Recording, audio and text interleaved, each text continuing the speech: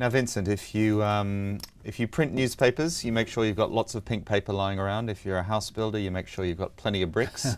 Surely, if you're a broker and a trader, you make sure that your systems work and you've got backup to those systems and backup to those backup systems. Apparently not at Knight Capital. Apparently not, yes. And I mean, look, companies like Knight Capital, they're essentially brokers. They're middlemen between investors and the markets. Their reputations rest solely on the competence of their technology. In Knight Capital's case, there's been a spectacular failure of that technology.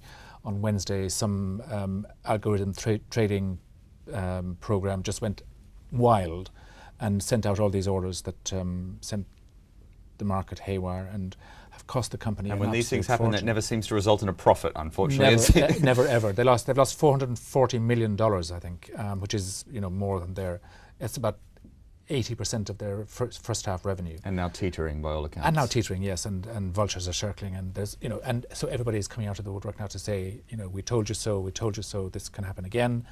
I think this is a very embarrassing episode for Wall Street. And of course, everybody's sort of saying that there's a trend of these. We've got bats and the NASDAQ thing with Facebook and so on, and the flash crash. Do you see any underlying trend? Or well, I do actually. I mean, I think that unfortunately there is a trend here, and each one sort of reinforces the other, if you like. And I think that part of the trend is that it just illustrates the extent to which trading has shifted from human beings doing it with each other to computers doing it with each other, and nobody seems to be watching the computers. So you switch it on in the morning, you go off and do whatever you have to do, and then you come back in the evening and you switch it off.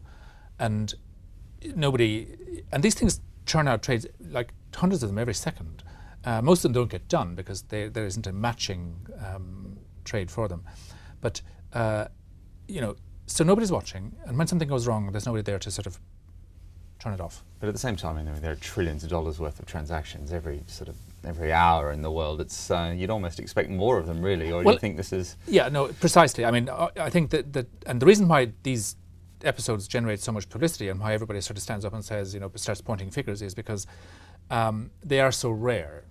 The infrastructure of the markets does work very efficiently, but when it breaks down spectacularly, and that is the problem. And I think that it's an issue for investors and brokers and regulators and confidence, especially when it's so weak in exactly. In and when they happen, financial services. and they do happen more in down markets as well. I mean, it's if the market had been rising steadily, Knight probably would have made a profit. The fact that it's very volatile and that markets are very weak and there's no confidence there, it is almost foretold that a loss would be made. Yes, so another black mark against the finance industry at the end of a tough week anyway. Let's hope there are no more this year at least. Thank you, Vincent.